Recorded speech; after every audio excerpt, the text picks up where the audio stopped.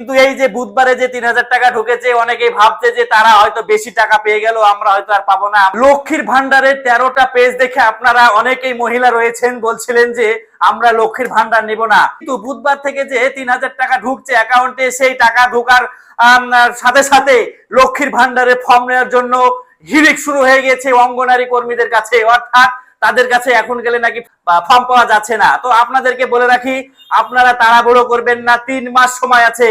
৩ মাসের মধ্যে আপনারা ধীরে সুস্থে ফর্ম ফিল আপ করে জমা দিন। আপনারা যারা লক্ষ্মীর ভান্ডার বা অন্নপূর্ণা ভান্ডার যারা পাওয়ার যোগ্য, তারা অবশ্যই এই টাকা পাবেন। আপনারা কোনো মহিলাই বাদ যাবেন না, যারা যোগ্য তারা সবাই এই অন্নপূর্ণার ভান্ডারের টাকা পাবে, ৩,০০০ টাকা।